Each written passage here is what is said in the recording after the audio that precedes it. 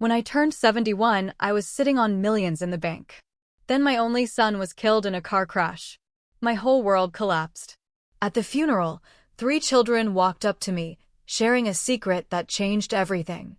My son kept us hidden out of love. I thought I understood loss. At 71 years old, after living through so much, I truly believed I'd known the deepest cuts life could inflict. But then the phone rang, and the universe shattered around me, revealing a secret that would somehow mend my broken heart. It was a Tuesday morning in March, a day I'll never forget. I was in my kitchen, the same kitchen where I'd made Michael his breakfast every morning until he'd moved out at 25.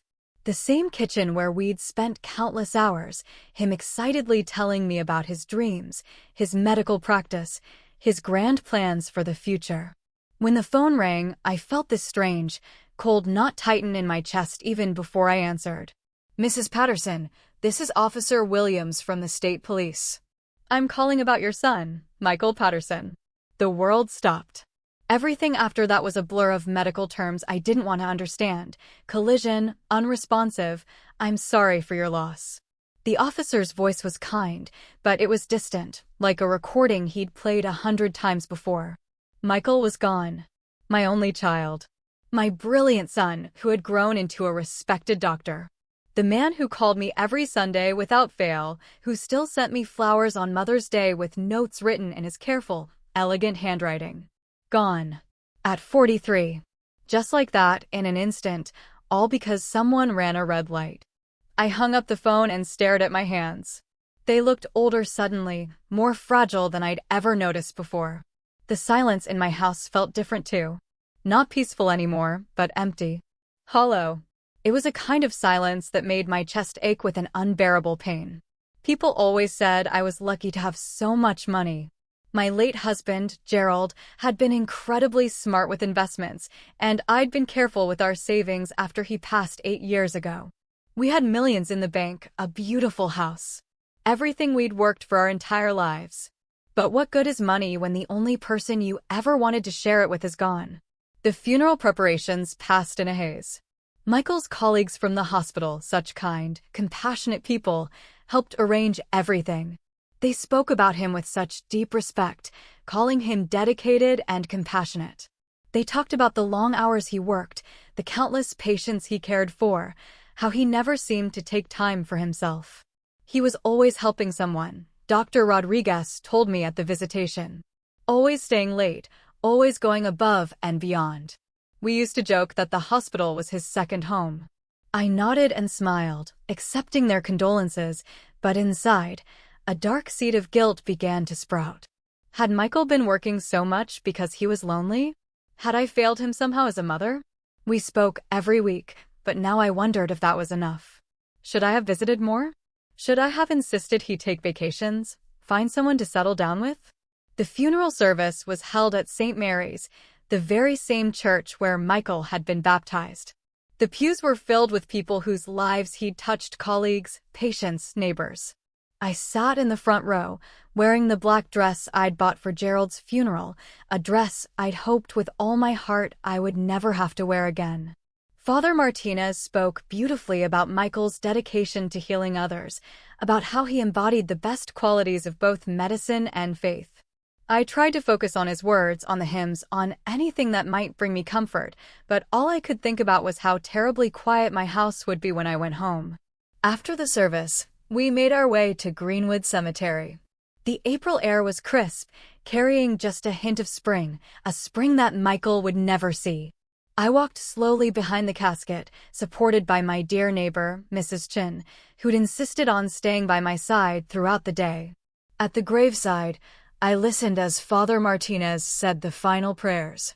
I watched as they lowered my son's casket into the earth, and I felt something inside me break, a wound I knew would never heal completely. This wasn't how it was supposed to be. Parents aren't supposed to bury their children. As the crowd began to disperse, people approached me with final words of sympathy. I shook hands, accepted hugs, thanked everyone for coming. Most of the attendees had already left when I noticed 3 small figures standing at a distance near a large oak tree. 3 identical little girls, maybe 10 or 11 years old, all wearing black dresses that looked far too formal for children their age. They stood close together, holding hands, their faces serious in a way that seemed so far beyond their years. What struck me most was how they were looking at Michael's grave, not with the casual curiosity of children, but with genuine, aching grief. I watched as they approached the fresh mound of earth slowly, almost reverently. Each girl carried a single white flower, daisies, I think. They placed them carefully on the grave, one by one. The similarity between them was startling. They were clearly triplets, with the same dark hair, the same serious brown eyes, the same delicate features. As they stood there in silence, I heard one of them speak in a voice so soft I almost missed it. "Bye, Daddy." The words hit me like a physical blow. I must have made a sound because all three girls turned to look at me. Their faces showed surprise, then something that looked almost like fear. Without saying another word, they turned and ran toward the parking lot, their small hands still clasped together. I stood frozen, watching them disappear behind the cars. Had I imagined it? Had one of those children really called Michael Daddy? But that was impossible. Michael didn't have children. He'd never even been married. He would have told me, wouldn't he? Mrs. Chen tugged gently at my arm. "Marlene, dear, we should get you home. You've had such a long day." I nodded, but kept looking toward where the girls had vanished. "Did you see those children?" I asked her. "What children, honey?" she replied, a faint frown on her face. "The three little girls. They were right here a moment ago." Mrs. Chen looked around the now empty cemetery with concern. "I don't see anyone, dear. It's just us now." Maybe the grief was playing tricks on my mind. Maybe I'd imagined the whole thing. But as we walked back to the car, I couldn't shake the image of those three identical faces. Or the sound of that small voice saying, "Bye, Daddy." That night, I sat alone in my living room, surrounded by sympathy flowers and casserole dishes from neighbors. The house felt impossibly quiet. I kept replaying the day, the service, the people who'd shared their memories of Michael. But my mind kept returning to those three little girls. If Michael had children, wouldn't I know? Wouldn't he have brought them to visit, introduced them to their grandmother? The idea was absurd.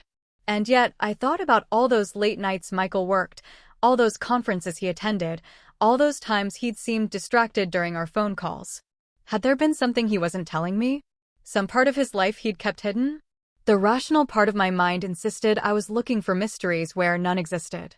Grief could make you see things. Imagine connections that weren't there. Those children probably weren't even at the funeral for Michael. Maybe they were visiting another grave nearby.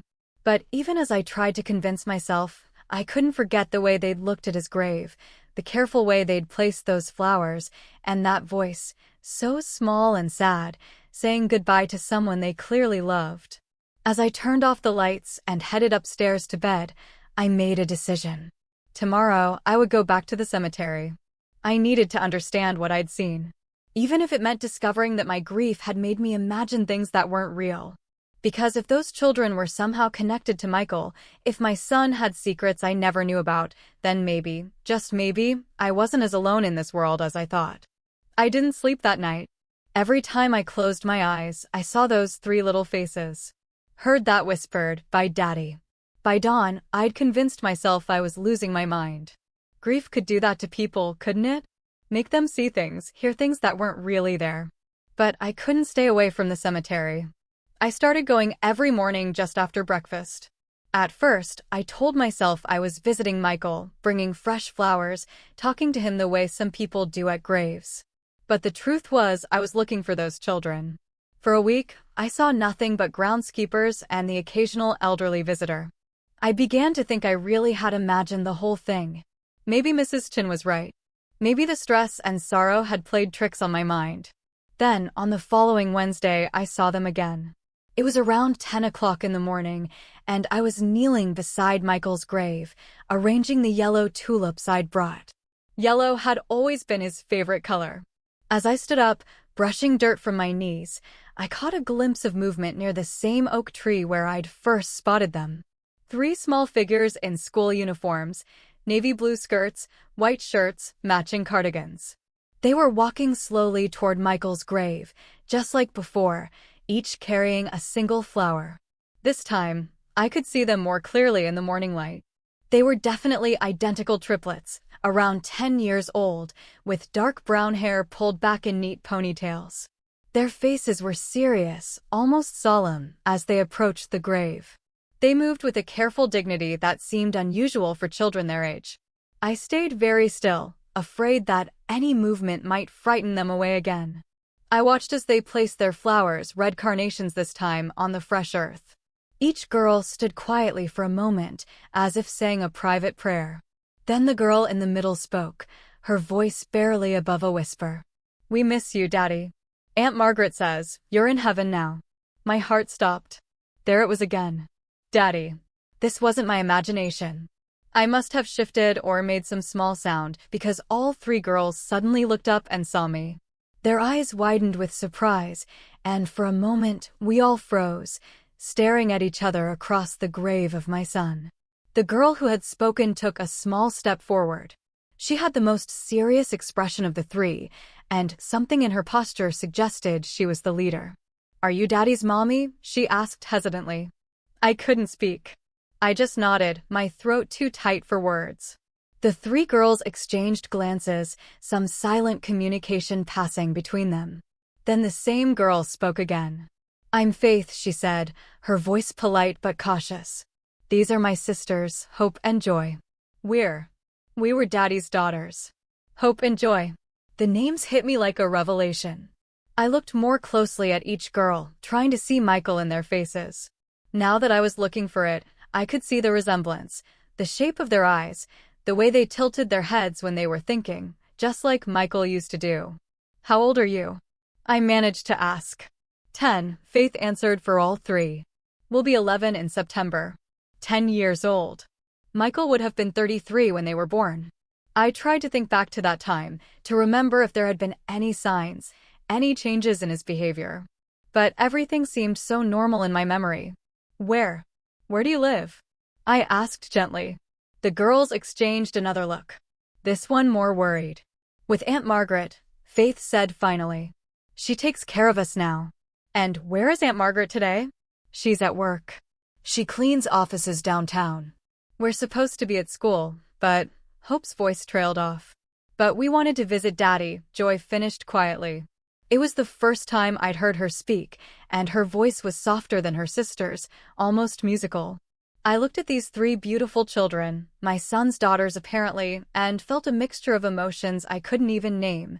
Joy, confusion, anger that I'd never known about them, heartbreak that Michael was gone before I could meet them properly. "Does Aunt Margaret know you're here?" I asked. Faith shook her head. "She said we shouldn't come anymore. She said it was too sad. But we had to say goodbye," Hope added. "We didn't get to before he went to heaven." I knelt down so I could be at their eye level. "What do you mean you didn't get to say goodbye?" "Daddy was supposed to come see us that weekend," Joy explained, her eyes filling with tears. "But then Aunt Margaret got a phone call, and she started crying, and she told us Daddy had an accident." The weekend of the accident. Michael had canceled our usual Sunday dinner that week, saying he had something important to do, something that couldn't wait. "Did you see your daddy often?" I asked carefully. "Every other weekend," Faith said. "And sometimes he would take us to the park after school.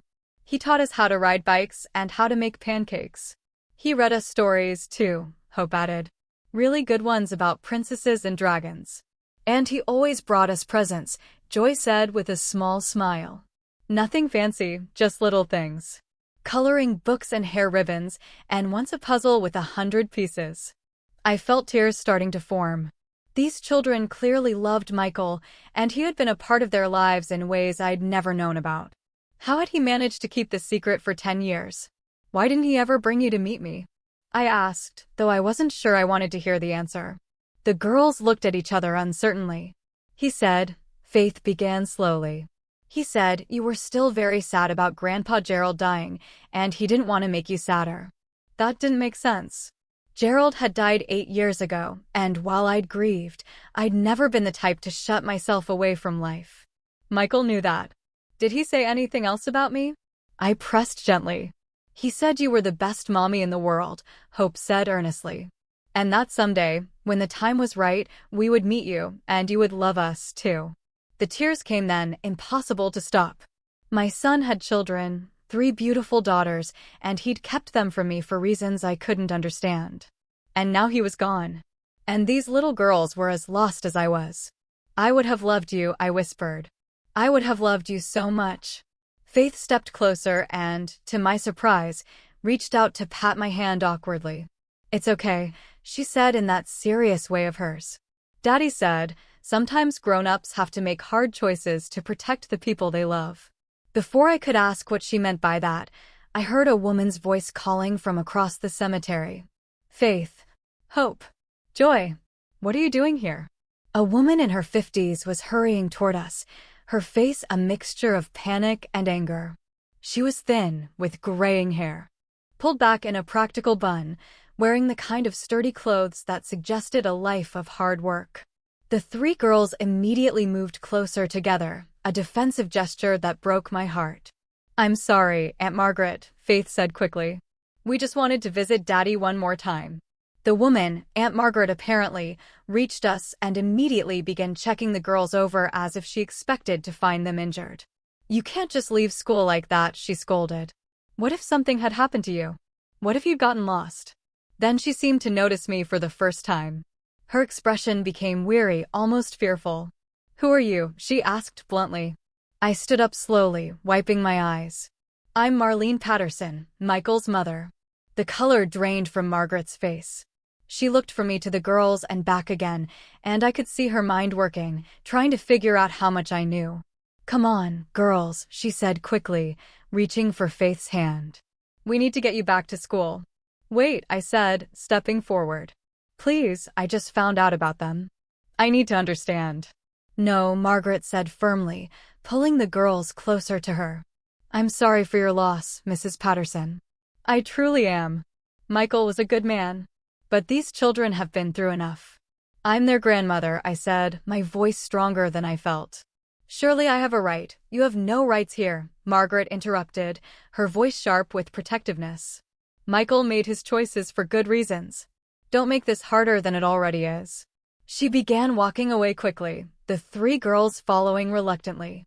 But Faith turned back to look at me, her young face full of confusion and sadness. Will we see you again? She called out. Before I could answer, Margaret had hurried them into an old blue sedan and driven away, leaving me standing alone beside my son's grave with more questions than ever. That night, I sat in my kitchen with a cup of tea I couldn't drink, trying to make sense of what I'd learned. Michael had 3 daughters.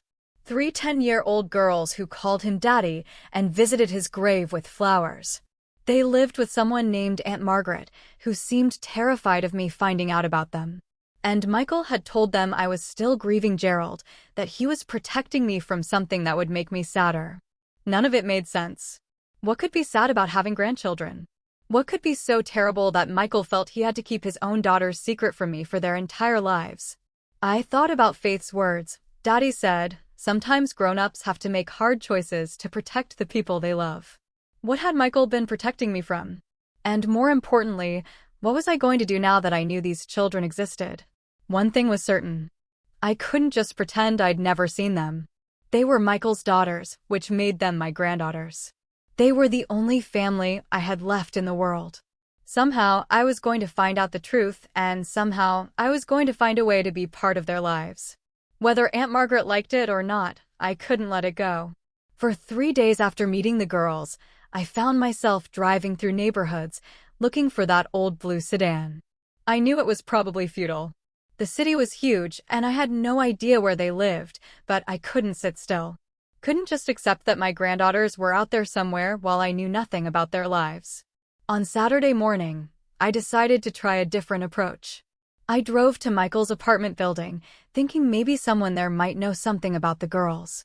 The building manager, Mr. Torres, had been helpful with clearing out Michael's belongings after the funeral. Mrs. Patterson, he said when he saw me in the lobby, how are you holding up? I'm managing, I said, though that wasn't entirely true. Mr. Torres, I need to ask you something. Did Michael ever have visitors? Children, perhaps. His expression became cautious. Well, I wouldn't normally discuss tenants' private affairs. Please, I said, it's important. I think they might be family. He glanced around the empty lobby, then lowered his voice. There were 3 little girls who came by sometimes. Always very polite, very quiet. They usually came with an older woman, not young, maybe 50s. My heart raced. How often did they visit? Every couple of weeks, I'd say. Dr. Patterson would pick them up sometimes or they'd come here. Never caused any trouble. Sweet kids. Do you know anything about the woman with them? Mr. Torres shook his head. She kept to herself, but she always looked tired, if you know what I mean. Like she was carrying a heavy load. That description matched the woman who'd called herself Aunt Margaret. I thanked Mr. Torres and left, feeling like I was slowly collecting pieces of a puzzle I didn't yet understand. That afternoon, I made a decision that probably wasn't entirely rational. I drove back to the cemetery and waited. If the girls had been skipping school to visit Michael before, maybe they would do it again. I parked under some trees where I could see Michael's grave without being too obvious about it. I felt a bit like a stalker, but I pushed that thought away. These were my granddaughters. I had a right to know about them. I waited for 2 hours before I saw the blue sedan pull up near the cemetery entrance. My heart jumped as I watched Margaret get out, followed by the 3 girls. This time they weren't in school uniforms. They wore simple weekend clothes, jeans and sweaters that looked well cared for but not expensive. I waited until they'd been at the grave for a few minutes before I approached slowly, not wanting to startle them. Margaret saw me first, and her face immediately tensed. "Mrs. Patterson," she said, stepping protectively in front of the girls. "What are you doing here?" "The same thing you are," I said gently, "visiting my son." Faith, hope, and joy peered around Margaret, their faces curious but wary.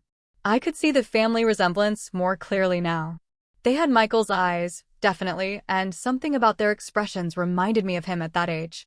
"We brought Daddy new flowers," Joy said softly, holding up a small bouquet of mixed wildflowers. "We picked them ourselves." "They're beautiful," I said, meaning it. "I'm sure he would love them." Margaret remained tense, ready to leave at any moment.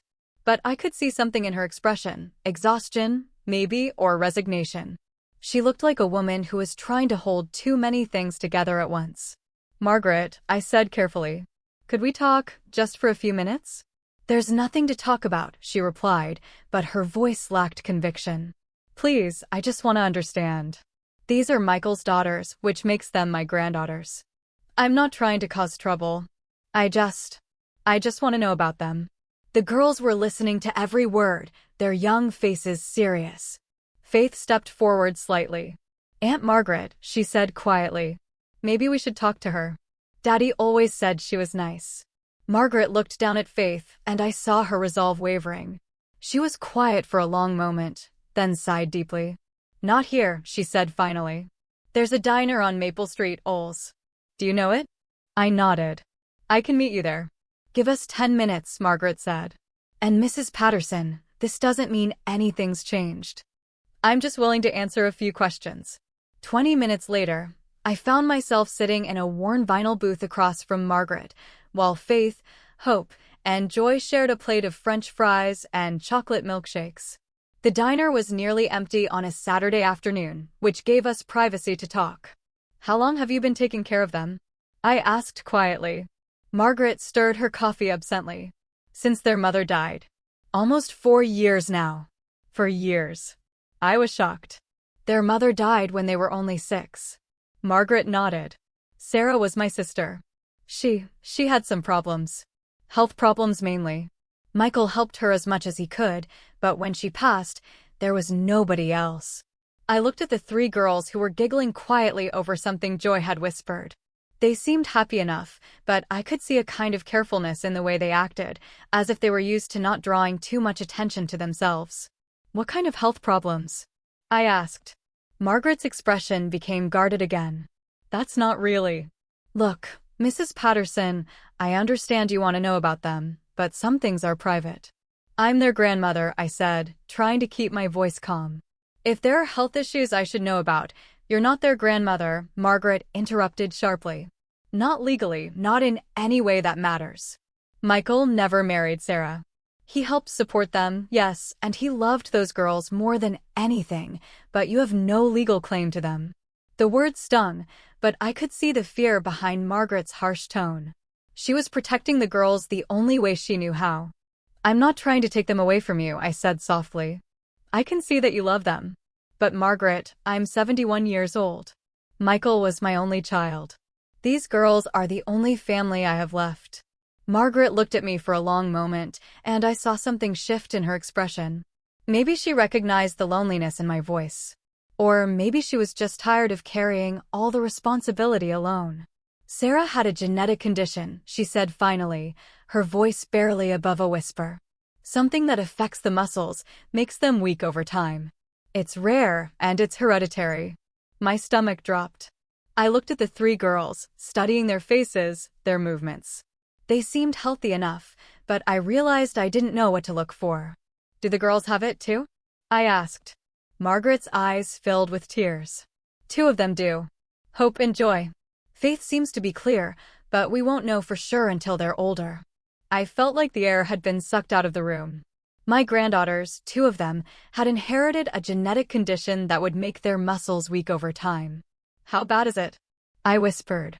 "It's manageable with the right care, physical therapy, medications, monitoring, but it's expensive. Really expensive." Michael was helping with the medical costs. But now, she didn't need to finish. Now Michael was gone, and she was trying to manage everything on her own. I looked at Hope and Joy again, seeing them with new eyes. They did seem a bit more careful in their movements than Faith.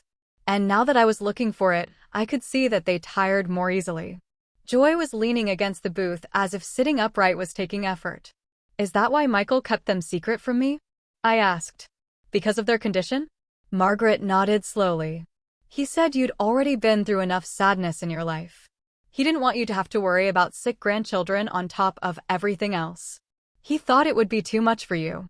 I felt a flash of anger at my son, even in death. Too much for me? Did he really think I was so fragile that I couldn't handle loving children who needed extra care? But then I looked at Margaret's exhausted face, at the careful way the girls moved, at the weight of responsibility that was clearly crushing this woman who was trying so hard to do right by them. And I began to understand. Michael hadn't been protecting me from sadness. He'd been protecting me from heartbreak and maybe protecting the girls from having to deal with another adult who might not be able to handle their condition. "What kind of care do they need?" I asked. Margaret looked surprised by the question. "Physical therapy twice a week, regular checkups with specialists, medications to slow the progression. It's not just the money, though that's a big part of it. It's the time, the coordination, making sure they don't overexert themselves, but still get enough activity to maintain their strength." "And you've been managing all of this alone?" "I work nights cleaning office buildings," Margaret said quietly. "It gives me flexibility to take them to appointments during the day, but it's hard. They're good girls. They don't complain, but I worry about them constantly." I watched Faith carefully cut Joy's food into smaller pieces. Watched Hope automatically hand Joy her napkin when she needed it. These children had learned to take care of each other in ways that broke my heart. "Margaret," I said slowly, "what if you didn't have to do this alone anymore?" She looked at me suspiciously. "What do you mean?" "I mean, what if there was someone who could help with the medical costs? Someone who could drive them to appointments, hire the best specialists, make sure they have everything they need." "Mrs. Patterson," Margaret said carefully. "If you're talking about money, I'm talking about family," I interrupted. "I'm talking about these girls having a grandmother who loves them and wants to be part of their lives. I'm talking about you having support instead of carrying this burden alone." Margaret stared at me for a long moment. Then she glanced at the girls, who were pretending not to listen, but obviously hanging on every word. "It's not that simple," she said finally. "Maybe it could be," I said. "Maybe we could find a way to make it work." Just then, Faith slid out of her side of the booth and came around to stand next to me. She looked up at me with those serious brown eyes that reminded me so much of Michael. "Are you really our grandma?" she asked quietly. I felt my throat tighten. "Yes, sweetheart. I really am. And you want to know us?" Even though Hope and Joy are sick. The question was so direct, so matter-of-fact that it took my breath away. This 10-year-old child was asking me the same question Michael had apparently struggled with for years. "Especially because they're sick," I said, reaching out to touch her hand gently. That's what families do. We take care of each other. Faith studied my face for a moment, then nodded as if she'd made some important decision. I think Daddy would like that, she said simply. From across the table, I heard Margaret let out a shaky breath. When I looked at her, I saw tears in her eyes. This is all happening very fast, she said. It doesn't have to, I assured her. We can take our time, figure things out step by step. But Margaret, please don't shut me out. These girls are all the family I have left. She was quiet for a long time, absently turning her coffee cup in her hands. Finally, she looked up at me. They'll need to get to know you first. And you'll need to understand what you're getting into. This isn't just about having grandchildren to spoil. This is about medical appointments and insurance battles and watching children you love deal with something that's going to affect them for the rest of their lives. I understand, I said, though I knew I probably didn't. Not really. And if you change your mind, if it becomes too much, you can't just walk away. These girls have lost enough people already. I looked at Faith, who was still standing beside me, and at Hope and Joy, who were watching our conversation with the kind of serious attention that suggested they'd learned to pay close attention to adult conversations about their future. I won't walk away, I said firmly. These are my granddaughters, Michael's daughters. Nothing about their condition changes that.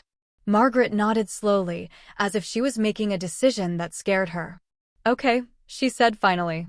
We can try, but we do this my way at my pace and the girls' needs come first. Always, I agreed. For the first time since Michael's death, I felt something that might have been hope stirring in my chest. I had granddaughters. 3 beautiful, brave little girls who needed love and care and someone to fight for them. And maybe, just maybe, they needed me as much as I needed them.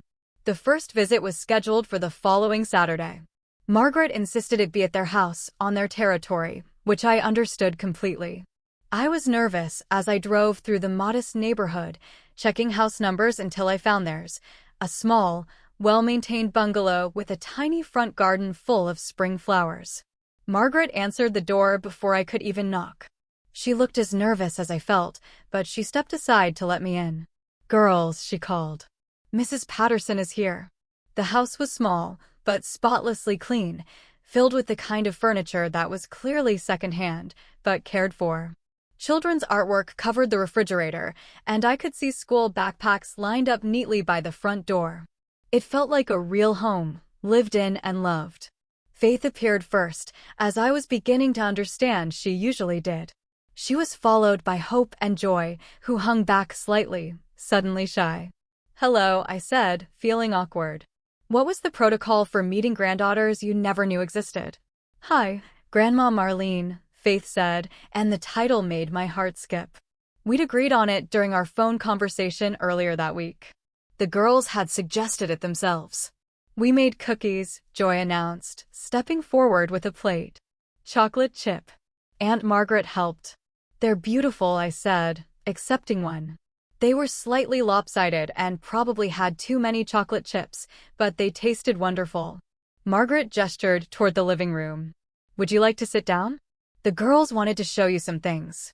We settled on the couch, and I found myself with Faith on one side and Hope on the other, while Joy curled up in the armchair across from us. Margaret remained standing, watching carefully. We made you a book, Hope said, pulling out a construction paper creation held together with yarn. It's about our family. I opened it carefully.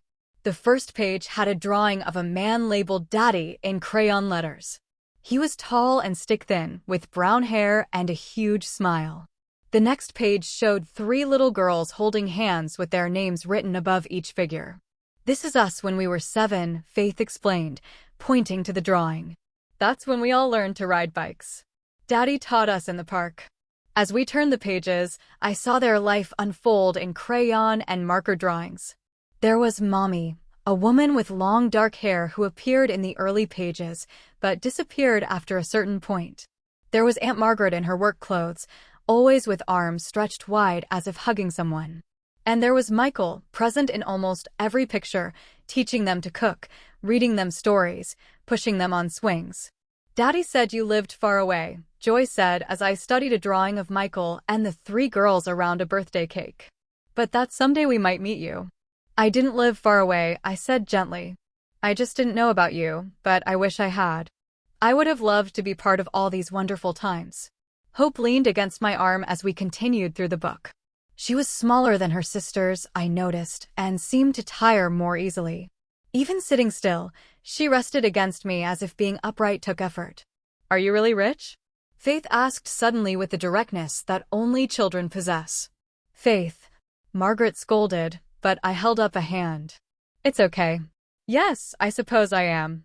Your grandfather and I were very careful with money, and when he died, he left me well provided for. Daddy said rich people sometimes don't like poor people, Joy said matter-of-factly. But he said, you weren't like that. Your daddy was right, I said, though I wondered what experiences had led Michael to have that conversation with them.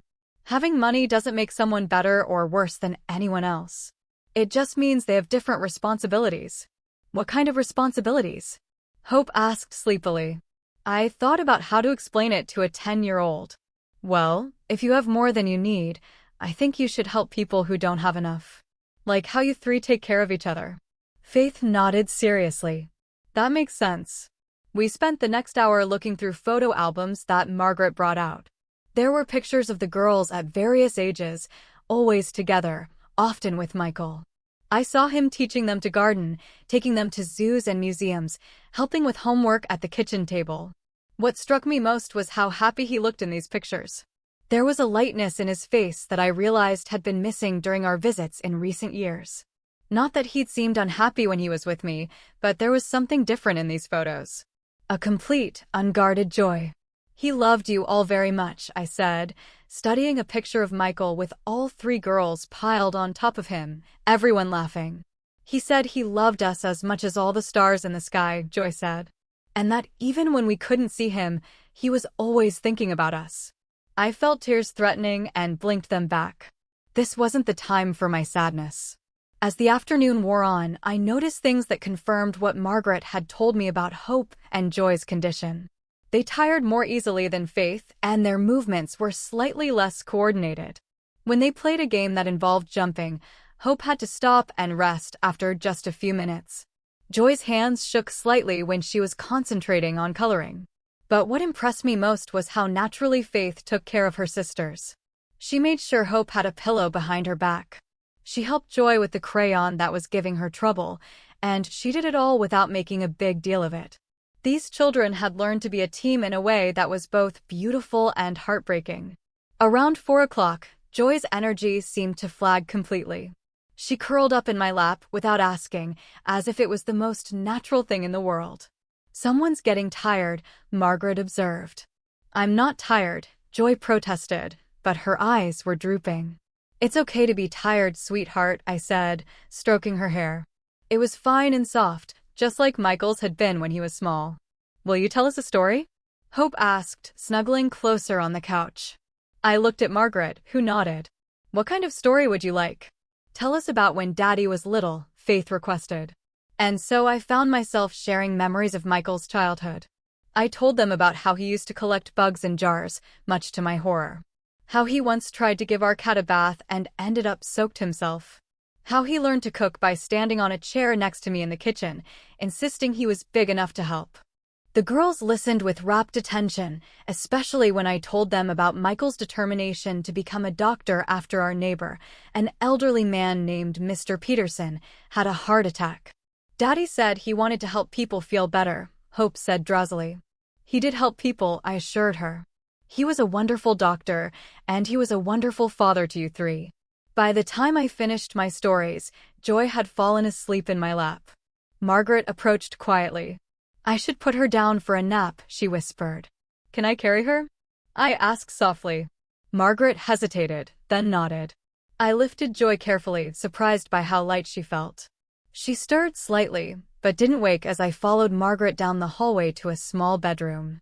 The room had 2 sets of bunk beds and was decorated with drawings and crafts the girls had made.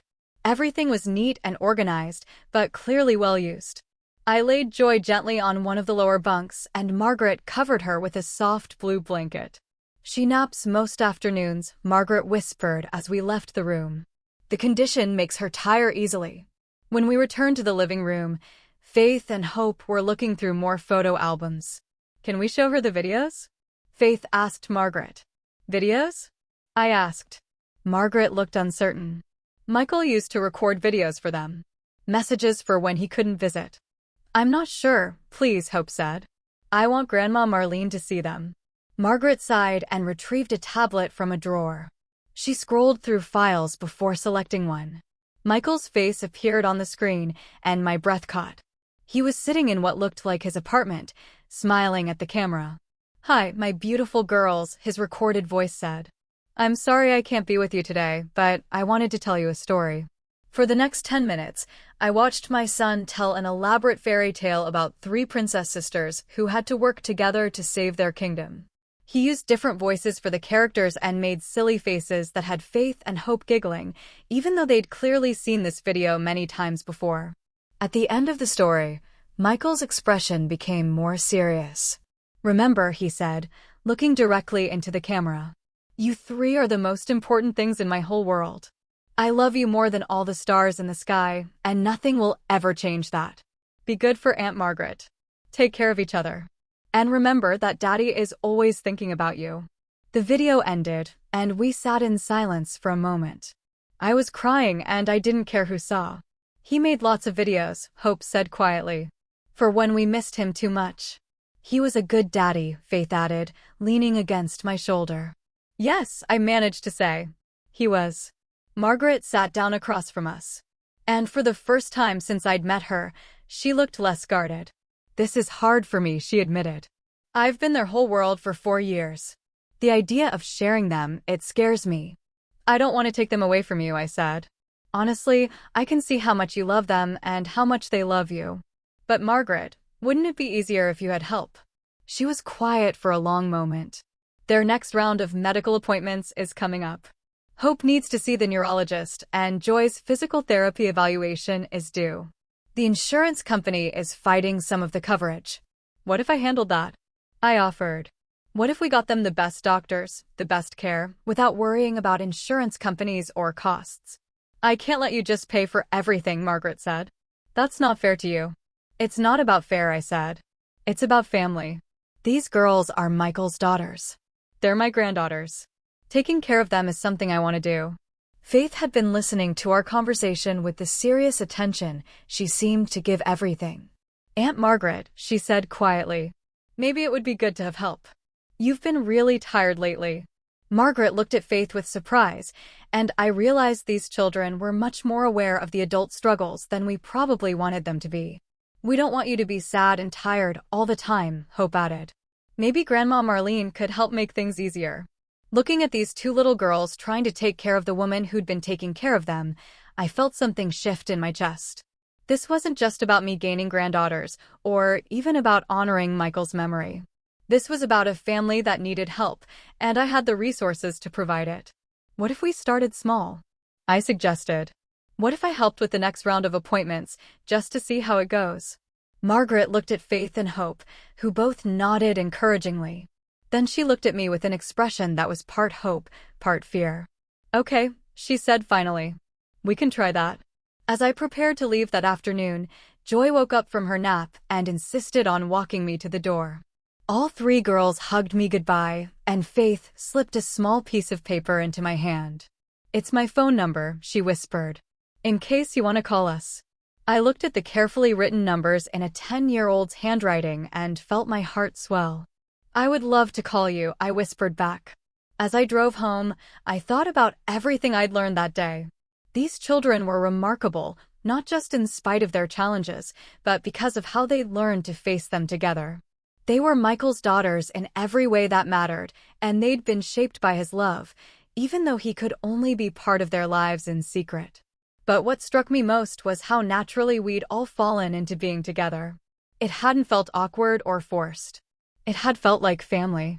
That night, I called the number Faith had given me. Margaret answered. And when I asked to speak to the girls, she handed the phone over without hesitation. Grandma Marlene. Joy's voice came through the speaker, full of excitement. Did you get home okay? I did, sweetheart. Thank you for a wonderful afternoon. Will you come see us again? Hope asked. As often as you'll have me, I promised, and I meant it. Whatever challenges lay ahead, whatever medical appointments and insurance battles and difficult days awaited us, I was committed to being part of these girls' lives. They were my family, and family took care of each other. It was exactly what Michael would have wanted, even if he'd been too afraid to make it happen himself.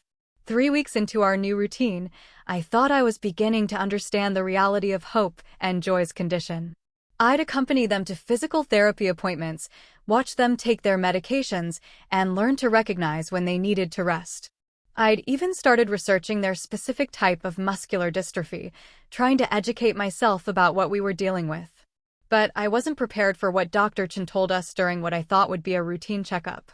"I need to discuss some test results," she said, settling behind her desk while Margaret, the girls, and I sat in the cramped examination room. Hope and Joy were coloring quietly in chairs beside us while Faith sat protectively between her sisters. "The genetic testing we did last month has given us some important information," Dr. Chen continued, her voice carefully measured. "As we suspected, Hope and Joy do carry the genetic markers for the muscular condition. But there's something else." Margaret leaned forward, her face tense. "What kind of something else?" "The progression appears to be more aggressive than we initially thought. Without intervention, both girls may experience significant mobility issues within the next few years." The room seemed to go quiet except for the soft scratching of crayons on paper. I felt like I couldn't breathe properly. "What kind of intervention?" I managed to ask. "There's an experimental treatment program at Johns Hopkins," Dr. Chen explained. "It's showing promising results for children with this specific genetic variant, but it's intensive. The girls would need to be there for several months, possibly longer." "Months?" Margaret's voice was barely a whisper. "I can't. I don't have the resources for that kind of. The program covers most medical costs," Dr. Chen interrupted gently. "But there would be living expenses, lost wages, the logistics of relocating temporarily." I looked at Hope and Joy, still focused on their coloring books, blissfully unaware that their futures were being discussed. Faith, however, had stopped coloring and was listening intently. "What happens if they don't get this treatment?" I asked, though I was afraid of the answer. "The condition will continue to progress. They'll likely need wheelchairs within 5 years, possibly sooner. Their life expectancy," Dr. Chen hesitated. "It would be significantly shortened." Margaret made a small, broken sound. I reached over and took her hand, feeling it tremble in mine. "But with the treatment?" I pressed. "The early results are very encouraging. Some children have shown marked improvement. Others have had their progression halted entirely. It's not a cure, but it could give them decades of additional mobility and independence." Faith had put down her crayon completely now and was staring at the doctor with those serious brown eyes. "Are you talking about Hope and Joy?" she asked quietly. Dr. Chen looked at Margaret, who nodded reluctantly. "We'd agreed early on that the girls should be included in age-appropriate discussions about their health." "Yes, sweetheart. We're talking about a special program that might help them stay stronger for longer." "Would they have to go away?" Faith asked, and I heard the fear in her voice. "For a while, yes, but not alone. They would need someone with them." Faith looked at Margaret with an expression far too mature for a 10-year-old. "Aunt Margaret can't leave work for that long." "Faith," Margaret started. But Faith continued with the brutal honesty of a child who'd learned to face difficult realities. "And we can't afford it anyway. I heard you on the phone with the insurance company last week." Hope looked up from her coloring book, suddenly aware that something serious was happening. "Are Faith and I going to get sicker?" "Joy," Hope corrected automatically. "You meant you and Joy, right?" Faith said. But I could see tears forming in her eyes. "Are Hope and Joy going to get sicker?" The room fell silent. Dr. Chen looked at Margaret, who was struggling to find words. Finally, I spoke. "Not if I have anything to say about it." Everyone turned to look at me. Margaret shook her head slightly, a warning not to make promises I couldn't keep. "Mrs. Patterson," Dr. Chen said carefully, "this is a significant commitment. The program typically lasts 6 to 8 months, sometimes longer. It's not just about financial resources." "I understand," I said, looking directly at Margaret. "But these are my granddaughters. If there's a treatment that could help them, Then we're going to do it. Marlene, Margaret said quietly. You don't understand what you're saying. Months away from home, constant medical appointments, being responsible for them 24 hours a day while they're going through intensive treatment. Then come with us, I said simply. All of us. We'll rent a place near the hospital. I'll hire the best home care nurses, tutors for their schooling, whatever they need. Margaret stared at me. I can't let you do that. You're not letting me do anything, I said firmly. I'm choosing to do it. These girls are family. Hope had been listening to our conversation with growing concern. She slipped out of her chair and came to stand beside Margaret. Aunt Margaret, she said softly. Is this because of the money again? Margaret's face crumpled slightly. It's not just about money, sweetheart. It's about what's best for you and Joy. What's best for us is being together, Faith said, moving to stand with Hope. All of us together. Joy looked confused by the sudden seriousness, but followed her sisters. Soon, all three girls were clustered around Margaret's chair. We don't want you to be worried all the time, Joy said, patting Margaret's arm awkwardly. Maybe Grandma Marlene is right. Maybe it would be better if we all helped each other. I watched this exchange with a mixture of heartbreak and admiration. These children had learned to be caregivers at an age when they should only be worried about homework and playground politics. Dr. Chen, I said, what's the timeline for making this decision? The next enrollment period begins in 8 weeks. I'd need to submit the application within the next 2 weeks to be considered. I looked at Margaret, who was still surrounded by 3 worried little girls. What do you need to make this decision? Margaret was quiet for a long time. Finally, she looked up at me with tears in her eyes. I need to know that you understand what you're committing to. This isn't just about paying for treatment. This is about being responsible for 2 sick children for months, maybe years. This is about watching them struggle through painful procedures and setbacks and still finding ways to keep their spirits up. And this is about Faith, she continued, looking at the third triplet. She'll need support, too. Watching her sisters go through this, she'll need to feel like she matters just as much, even though she's not the one who's sick. I knelt down so I was at eye level with all 3 girls. Faith, Hope, Joy, I said seriously. If we do this, it's going to be hard sometimes. There will be days when Hope and Joy feel bad, and days when all of us feel scared or sad. But we'll face it together as a family. Will we all stay together? Faith asked. Every single day, I promised. Even when it's hard? Hope asked. Especially when it's hard. Joy, who'd been unusually quiet, suddenly stepped forward and hugged me tightly. I don't want to get sicker, she whispered against my shoulder. You're not going to get sicker, I said firmly, holding her close. We're going to fight this thing with everything we have. Later that evening, after we'd returned to Margaret's house and the girls were in bed, Margaret and I sat at her kitchen table with cups of tea. Neither of us was drinking. There's something else you need to know, Margaret said quietly, about why Michael kept them secret. I waited, sensing this was important. Sarah didn't just die from the genetic condition. She took her own life. The words hit me like a physical blow. What? She couldn't handle watching the girls start to show symptoms. She was terrified of what their future would look like. Terrified they'd inherited her condition. One night, she couldn't bear it anymore. I stared at Margaret, processing this information. The girls don't know. They think she died from complications of her illness, which is technically true, but Michael was devastated. He blamed himself for not seeing how bad her depression had gotten. That's why he didn't tell me about them, I said, understanding flooding through me. He was afraid I wouldn't be able to handle it either. Margaret nodded. He said you'd already lost your husband. That you didn't need to lose yourself worrying about sick grandchildren, too. He was trying to protect everyone. I thought about my son carrying this secret for years, trying to support these children and their mother while shielding me from what he saw as unbearable pain. He was wrong, I said finally. Not about Sarah's pain. That was real and terrible. But he was wrong about me. I would have helped. I would have been there for all of them. Maybe, Margaret said. But you can't blame him for trying to protect you. That's what love looks like sometimes. Making hard choices to spare the people you care about. I sat in that small kitchen, thinking about Michael's secret videos for the girls. about the careful way he'd structured their lives to give them stability while keeping them separate from me, about how he'd worked extra shifts to pay for their medical care while never breathing a word about the financial strain. Margaret, I said finally, I want to do this treatment program. Not because I feel guilty about Michael's choices, but because these girls deserve every chance we can give them. She looked at me for a long moment. It's going to change your life completely.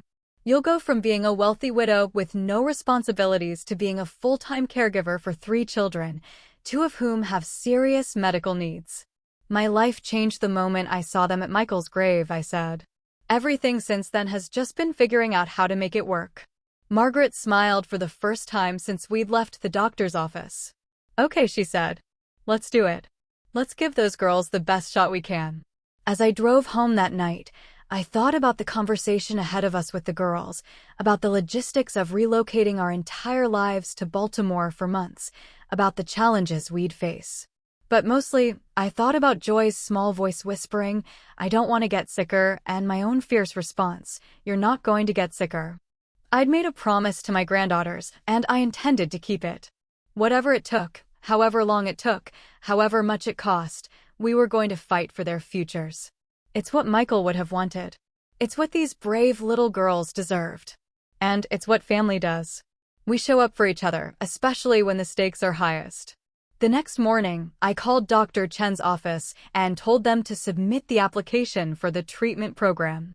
Then I called my financial advisor and told him I'd be making some significant changes to my spending priorities. For the first time since Michael's death, I felt like I had a purpose that mattered more than anything else in the world.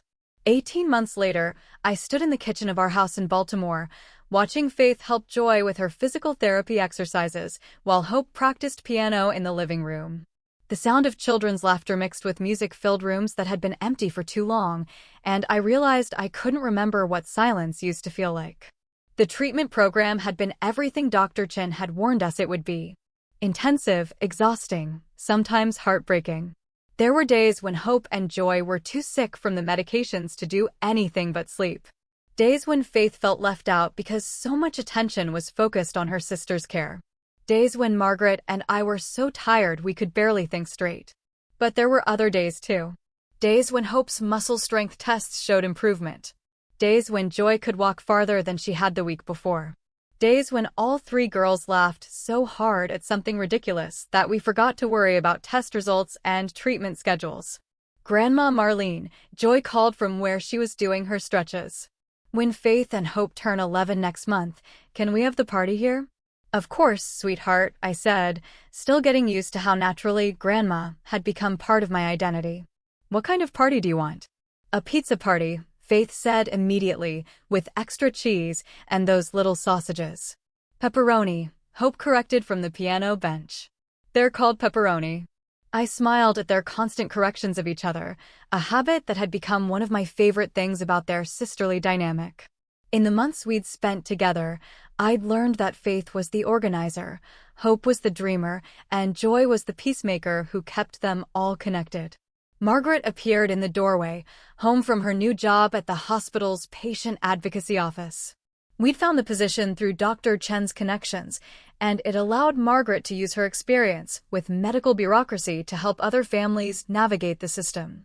More importantly, it gave her a sense of purpose beyond just caring for the girls. How did therapy go today? She asked, accepting the cup of coffee I handed her. Joy walked 3 more steps than yesterday, Faith reported proudly, and Hope played that hard song all the way through without stopping. The progress had been slow but steady. Hope's condition had stabilized completely. Her muscle function was actually better now than it had been when we started. Joy's improvement was more gradual, but she was defying every pessimistic prediction the doctors had made about her mobility. More importantly, both girls had learned that their condition didn't define them. Hope was becoming an accomplished pianist, something she'd never had the energy to pursue before the treatment. Joy had discovered a talent for storytelling and was already talking about writing books when she grew up. Speaking of the party, Margaret said, settling into her chair at our kitchen table. I got a call from Dr. Chen today. She wants to include the girls in a case study about the treatment program. What does that mean? Faith asked, immediately alert to any conversation about her sister's medical care. It means Hope and Joy's progress has been so good that other doctors want to learn from it, I explained, to help other children who have the same condition. Would we have to do anything different? Hope asked, pausing her piano practice. Just some extra tests and interviews, Margaret said. Nothing painful or scary. They want to document how well you're both doing. The girls exchanged glances. That silent communication they'd perfected over the years. If it helps other kids, Joy said finally. We should do it. Definitely, Hope agreed. Right, Faith? Faith nodded seriously. We know how scary it was when we first found out about the treatment. If we can help other families not be so scared, we should. I watched this exchange with the same mixture of pride and heartbreak I felt almost daily. These children had developed a maturity and compassion that came from facing serious challenges together. But I sometimes wish they could just be carefree 10-year-olds. That evening, after the girls were in bed, Margaret and I sat on the front porch of our Baltimore house, something that had become our routine. The neighborhood was quiet with the kind of peaceful evening sounds that reminded me why I'd fallen in love with this temporary home. I got a call from the real estate agent today, Margaret said quietly, about the house back home. We'd kept Margaret's house rented while we were in Baltimore, but the lease was ending soon. We needed to decide whether we were going back or making this move permanent. What are you thinking? I asked. Margaret was quiet for a moment, looking out at the street where some neighborhood kids were playing kickball in the fading light. The girls are settled here now. They have friends. They know their way around. Hope's piano teacher thinks she's talented enough for the conservatory program. Joy's enrolled in that creative writing class she loves. And Faith? I asked. Faith keeps asking if we're staying because she wants to try out for the school's debate team next year. Margaret smiled. She's got Michael's argumentative streak. It was true. Over the months we'd spent together, I'd seen more and more of my son in each of the girls. Faith had his determination and sense of responsibility. Hope had his quiet intensity and perfectionist tendencies. Joy had his optimism and his way of finding something good in every situation. What about you? I asked. What do you want? Margaret looked at me with surprise. What I want? When's the last time someone asked you that question? She was quiet for so long, I thought she wasn't going to answer. Finally, she said, I want the girls to be happy and healthy. I want them to have every opportunity they deserve. That's what you want for them, I said gently. What do you want for yourself? Margaret's eyes filled with tears. I want to not be afraid anymore, she whispered. For 4 years, I've gone to bed every night, terrified that I'm not doing enough, that I'm failing them somehow. For the first time since Sarah died, I feel like maybe I'm not carrying this alone. I reached over and took her hand. You're not carrying it alone. You haven't been for months now. I know, she said. And that scares me too, because what if something happens to you? What if you decide this is too much? Those girls have already lost too many people. It was a conversation we danced around for months, but never addressed directly. Margaret's fear of abandonment was as real as the girls' medical needs. Margaret, I said firmly, I'm not going anywhere. These children are my family now. You're my family now. Whatever happens, we face it together. She squeezed my hand tightly. So, we're staying in Baltimore? If that's what's best for the girls, then yes, we'll make it official. The next morning, I found myself in the unusual position of having 3 10-year-olds help me make a major life decision. We sat around the breakfast table with our pancakes and orange juice, and I laid out the choice before them. We can stay here in Baltimore permanently, I explained, or we can move back to Aunt Margaret's house and visit here regularly for your medical checkups. What do you want to do, Grandma Marlene? Faith asked. I want to do whatever makes you 3 happiest and healthiest, I said honestly. But you had a whole life before us, Hope pointed out with that serious way she had of thinking about things. Don't you miss your old house and your friends? The question caught me off guard. Did I miss my old life? The big empty house? The quiet days with no purpose beyond managing my investments and attending charity luncheons? You know what I miss? I said finally. I miss your daddy. I miss knowing I had family in the world. But I don't miss being alone. Joy had been unusually quiet during breakfast, and I noticed her watching me with those thoughtful eyes that reminded me so much of Michael. "Grandma Marlene," she said softly, "before you found us, were you lonely?" The directness of the question took my breath away. "Yes, sweetheart. I was very lonely. And now?" I looked around the table at these three remarkable children who had transformed my life in every possible way. Now I wake up every morning excited to see what you three are going to do next. Now I have piano recitals to attend and therapy sessions to drive to and homework to help with. Now I have people who need me and people I need. So we make each other less lonely? Faith concluded with satisfaction. Exactly. Then we should definitely stay together, Joy said firmly. Families should stay together. All of us. Hope asked, looking at Margaret. All of us, Margaret confirmed. If Grandma Marlene is sure she wants three noisy girls permanently taking over her life. I can't think of anything I'd want more, I said, and meant it completely. Later that afternoon, while the girls were at their various activities, Hope at piano, Joy at her writing class, Faith at soccer practice, Margaret and I drove to a real estate office to look at houses for sale in the neighborhood. We'd outgrown our rental, and if we were staying permanently, we needed more space. "Look at this one," Margaret said, pointing to a listing. 5 bedrooms, 2 offices, and a music room. I studied the photos of a large colonial house just a few blocks from where we were currently living. It had a big backyard for the girls to play in, a kitchen large enough for all of us to cook together, and best of all, it was within walking distance of the hospital where Hope and Joy would continue their follow-up care. "It's perfect," I said. "It's expensive," Margaret warned. "It's family," I corrected. 6 months later, I stood in that same kitchen, but now it was truly ours. The girls had each decorated their own rooms. Margaret had turned one of the offices into a study space where she was taking night classes to become a certified patient advocate. And I had converted the music room into a library where we read together every evening. The walls were covered with artwork the girls had made, photos from our Baltimore adventures, and report cards that showed all 3 girls thriving in their new schools. Hope's piano was in the corner where she practiced every day with the dedication Michael had shown to his medical studies. Joy's stories were pinned to a bulletin board, each one more creative than the last. Faith's debate team trophies sat on the mantelpiece next to photos of all of us together. But my favorite addition to the house was barely visible. A small framed photo on my nightstand showing Michael with the girls when they were younger. Margaret had found it among Sarah's things and given it to me for Christmas.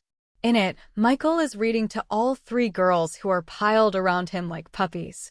Everyone is laughing at something, and the joy on my son's face is unmistakable. I understood now why he'd kept them secret. He hadn't been trying to hurt me or exclude me from their lives. He'd been trying to protect everyone he loved from pain he thought might be unbearable. He'd been wrong about what I could handle, but he'd been absolutely right about how much there was to love. That evening, as we sat around our dinner table arguing about whether pineapple belonged on pizza, Faith and I were firmly opposed, Hope and Joy were in favor, and Margaret claimed to be neutral, but always ordered Hawaiian. I felt something I hadn't experienced since Gerald died. Complete contentment. These 3 girls had given me more than granddaughters to love. They'd given me purpose, adventure, daily laughter, and the kind of family chaos I'd never known I was missing. Hope and Joy's medical needs had taught me that love wasn't just about the easy moments. It was about showing up for the hard ones, too. Faith's fierce protectiveness of her sisters had shown me what real strength looked like. And Margaret had become the daughter I'd never had. Someone who understood that family could be chosen as well as inherited. "Grandma Marlene," Joy said, interrupting my thoughts. "You're smiling funny." "What kind of funny?" I asked. "Happy funny," Hope observed. "Like when we surprised you with breakfast in bed on your birthday." "I was just thinking about how much I love our family," I said simply. "Even when we're being loud and arguing about pizza?" Faith asked with a grin. "Especially then." As we cleared the dishes together, I thought about Michael and wished he could see us now. His daughters were thriving, growing into remarkable young women who faced challenges with courage and treated each other with unwavering loyalty. They were getting the medical care they needed and the education they deserved. Most importantly, they were surrounded by people who loved them unconditionally. Maybe he had been trying to protect me from sadness. But what he couldn't have known was that loving these children, even with all the scary medical appointments and uncertain futures, had brought me more joy than I'd thought possible. I'd entered their lives as a grieving mother with nothing but money and loneliness. They'd transformed me into a grandmother with purpose, a family member with responsibilities that mattered, a woman with a future worth looking forward to. 3 little girls had whispered, "By Daddy," at a graveside. And somehow, that had led to all of us saying hello to a new kind of life together. It wasn't the life I'd planned, but it was infinitely better than the one I'd been living. And every single day, I was grateful that love had found us when we needed it most.